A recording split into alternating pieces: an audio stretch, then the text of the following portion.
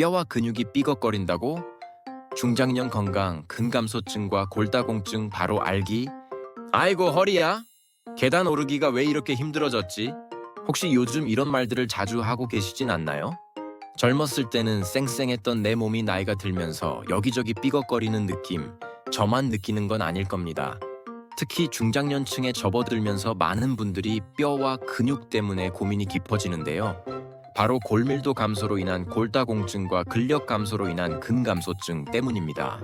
왠지 모르게 자꾸 넘어질 것 같고 뭘 들어도 버겁고 사소한 충격에도 뼈가 부러질까 걱정되신다면 오늘 이 글을 주목해주세요.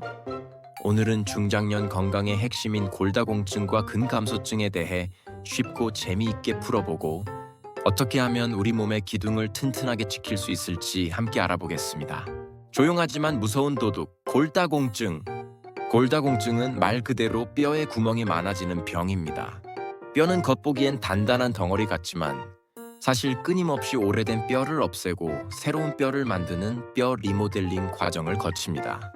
그런데 나이가 들면 이 리모델링 균형이 깨지면서 뼈를 만드는 속도보다 뼈가 줄어드는 속도가 빨라져요.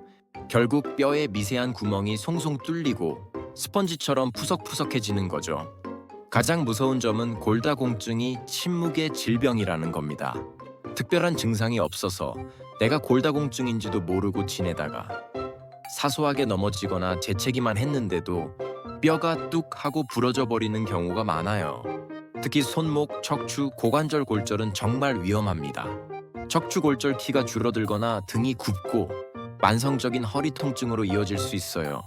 고관절 골절 어르신들에게는 정말 치명적입니다. 수술 후에도 거동이 어려워져 삶의 질이 크게 떨어지고 심하면 사망률까지 높일 수 있어요. 여성분들이 특히 취약한데요. 폐경 이후 여성 호르몬인 에스트로겐 분비가 급격히 줄어들면서 뼈 보호막이 사라지기 때문입니다. 하지만 남성도 안심할 수 없어요. 생활 습관이나 특정 질환으로 인해 남성 골다공증 환자도 꾸준히 늘고 있답니다. 슬금슬금 찾아오는 근육도둑, 근감소증, 골다공증만큼이나 심각하지만 의외로 잘 모르는 질병이 바로 근감소증입니다. 근육이 감소하는 증상이라는 뜻인데요. 30대부터 근육량이 서서히 줄기 시작해서 40대 이후에는 매년 1%씩 감소한다고 해요. 70대가 되면 젊었을 때 근육의 절반밖에 안 남는다는 충격적인 연구 결과도 있습니다. 근육은 단순히 힘을 내는 역할만 하는 게 아닙니다. 우리 몸의 혈당을 조절하고 천을 유지하며 심지어 면역력에도 영향을 미쳐요. 근육이 줄어들면 어떤 일이 벌어질까요? 쉽게 피로해지고 기운이 없어요. 걷거나 계단을 오르는 등 일상적인 활동이 힘들어집니다.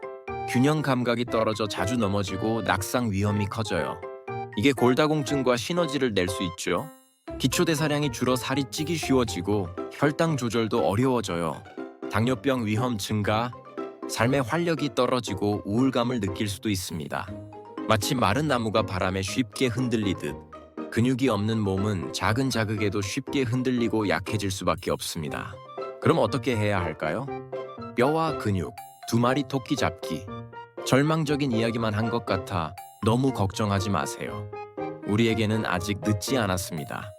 꾸준한 노력과 올바른 생활 습관으로 뼈와 근육을 튼튼하게 지킬 수 있어요. 운동은 선택이 아닌 필수, 특히 저항성 운동. 뼈를 위한 운동 뼈에 적절한 자극을 줘야 뼈 생성이 촉진됩니다. 걷기, 조깅, 줄넘기 등 체중 부하 운동이 좋아요. 가볍게 뛰는 것도 좋고 계단 오르내리기도 좋은 운동이 됩니다.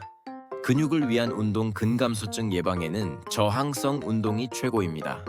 헬스장에서 아령이나 역기를 드는 것만 저항성 운동이 아니에요. 집에서 맨몸 스쿼트, 팔굽혀펴기, 런지 같은 동작을 꾸준히 해주는 것만으로도 충분히 근육을 단련할 수 있습니다. 처음엔 가볍게 시작해서 점차 횟수나 무게를 늘려나가세요. 균형 감각 운동 낙상 예방을 위해 한발 서기, 태극권, 요가 등 균형 감각을 키우는 운동도 병행하면 좋습니다. 영양은 꼼꼼하게 채워주세요. 칼슘, 비타민 D, 단백질, 칼슘뼈를 구성하는 핵심 성분이죠.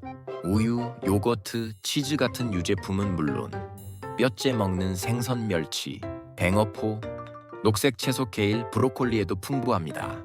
하루 권장량을 꾸준히 섭취하는 것이 중요해요. 비타민 D, 칼슘이 우리 몸에 흡수되고 뼈로 잘 가게 도와주는 운반자 역할을 합니다. 햇볕을 쬐는 것이 가장 좋은 방법이에요. 점심시간에 잠깐 산책하거나 야외 활동을 늘려보세요. 햇볕 노출이 어렵다면 비타민 D 보충제를 섭취하는 것도 좋은 방법입니다. 단백질 근육의 재료죠. 닭 가슴살, 소고기, 생선, 콩류, 두부 등 양질의 단백질을 몇 끼 충분히 섭취해야 합니다. 특히 중장년층은 젊었을 때보다 더 많은 단백질이 필요하다는 사실 잊지 마세요. 나쁜 습관은 멀리, 좋은 습관은 가까이. 금연 앤드 금주 담배와 과도한 음주는 뼈와 근육 건강에 치명적입니다. 카페인 조절, 과도한 카페인 섭취는 칼슘 흡수를 방해할 수 있으니 적절히 조절하는 것이 좋아요. 정기적인 건강 검진 골밀도, 검사 골밀도 측정기 DXA와 근육량 검사를 통해 내 몸 상태를 주기적으로 확인하고 전문가와 상담하여 필요한 경우 약물 치료를 병행하는 것도 중요합니다. 내 인생 2막 튼튼한 뼈와 근육으로 활기차게 나이 드는 것을 막을 수는 없지만 건강하게 나이 들 수는 있습니다. 골다공증과 근감소증은 우리가 조금만 관심을 기울이면 충분히 예방하고 관리할 수 있는 질환이에요. 오늘부터라도 하루 30분 걷기, 단백질 위주의 식단, 그리고 햇볕 쬐기를 실천해보는 건 어떨까요? 몸이 튼튼해야 마음도 튼튼해지고 활기찬 노년을 보낼 수 있습니다.